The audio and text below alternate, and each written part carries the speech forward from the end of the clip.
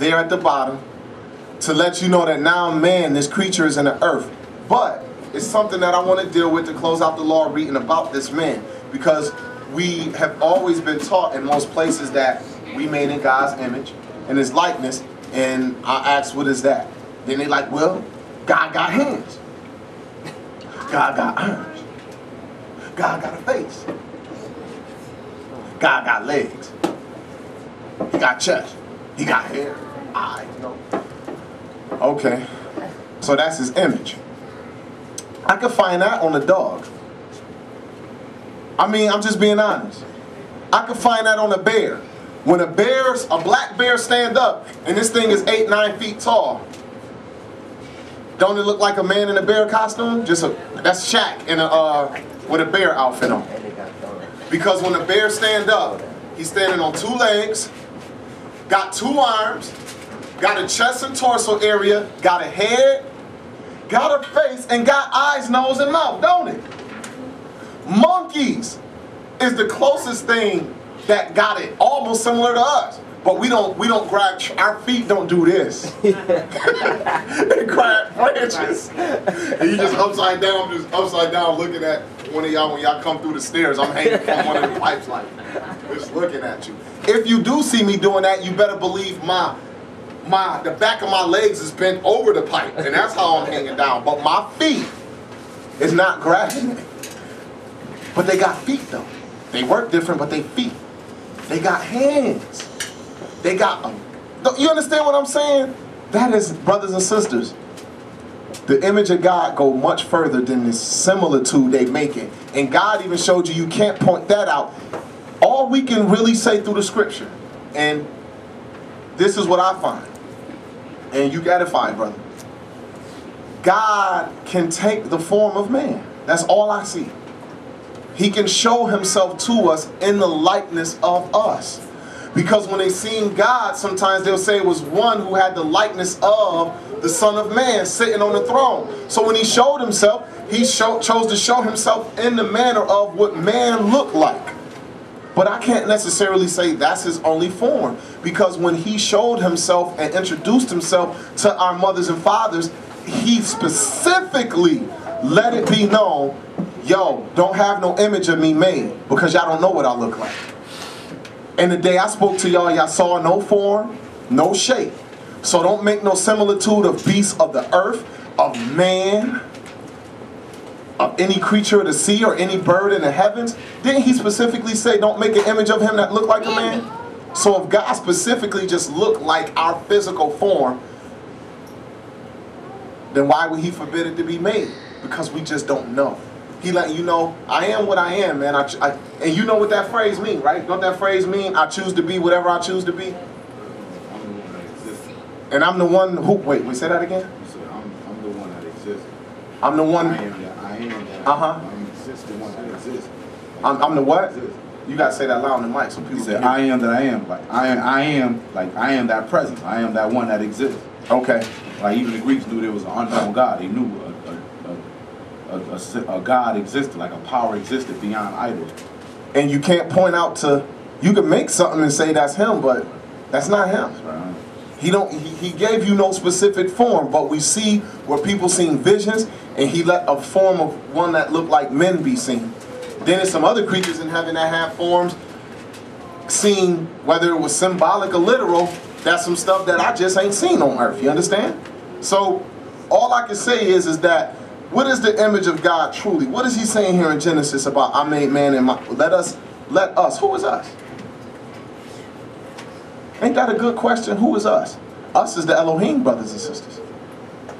And let us do this and put them in our image and in our likeness. Brother, if you would you go in this concordance to number 6754 in the Hebrew?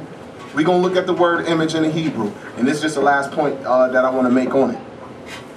If you will, brothers and sisters, there's some good scriptures that just really get into like how powerful God is and how he done things, and he questioned man, did y'all do this? Did y'all do that? How was this happen? How was this made? Who did this? Do you know how much of this stuff exists? Read like go into Job around like chapter 36 you can read. Go Psalm 104 is another good one. Read that and just look at what God poses to man. And you'll see that we just don't understand all of this.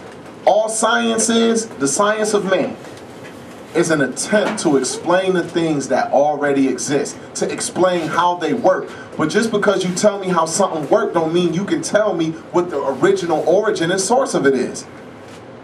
You can tell me that water is made up of these molecules of hydrogen and oxygen, but you still can't tell me where do those individual things come from then? Where do hydrogen come from? Where do oxygen come from?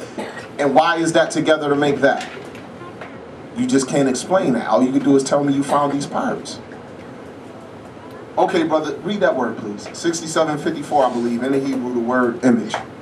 6754, tzlum, which means it's an unused root, meaning to shade, a phantom, or i.e., or figuratively speaking, illusion, resemblance. So he said figuratively it points to like an illusion or something that resembles something else. In a figurative sense. Go ahead. He said, hence a representative figure, specifically an idol, image, or in other words, they use our vain show. Okay, so an idol. Like an idol, do you know what an idol is? Do you know that an idol is a representation of an idea?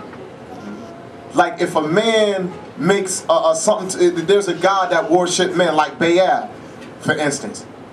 Baal, they would actually make Baal most of the times in the form of like a bullock or oxen or something like that. But we know that that don't represent an oxen, do it?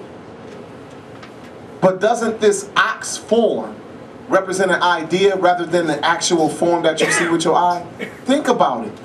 The characteristic of the oxen, which is the strength, and the one that bring forth and plows to bring forth life, they'll use that symbolism and make this image, but then that image is really to a god that represents the sun.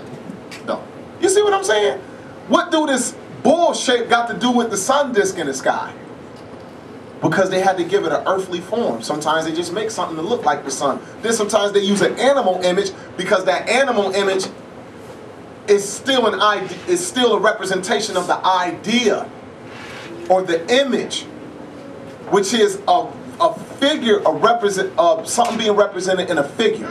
He also said a phantom. What is a phantom? A phantom not tangible.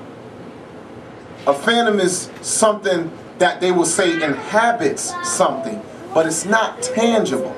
Man isn't a phantom, but they'll try to tell you that when men die, a phantom come out of you. Something like that, right? Now, likeness. Keep that idea and let us read likeness, brother. Go on the vines. Here, page 136 in the vines. We're going to look at, because you can find a word inside the Strongs too, but the vines really get into, this is the vines expository and diction on Bible words, the dictionary also. We're going to look at the word likeness here.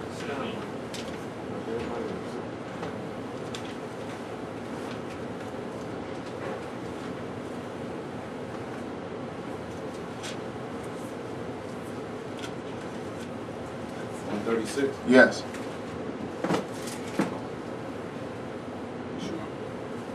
No, page 136. Oh, you in the Greek. Yeah, they separated. Yeah, 136 back here. My fault, bro. It is two parts. It's a Greek part. It's a part that expounds on the Hebrew. All right. Likeness. As a verb. As a verb. Now, it's two ways likeness is going to be expressed. As a verb and as a noun. We know verbs explain what? Action. Action. Nouns express places and things, right? Okay, go ahead. The verb form of the word likeness. Dema. To be like, resemble, be or act like, liken or compare. So to compare, to act like, or to be like, or to act like. That's the verb, so that's the action of likeness, like. Now go to the noun. Noun. Over here on this page, it talks about how it's used there, because they're saying as three principles when you use the word likeness as a noun, you explain in like a time, place, a thing. But in the third sense of using the word is how it's used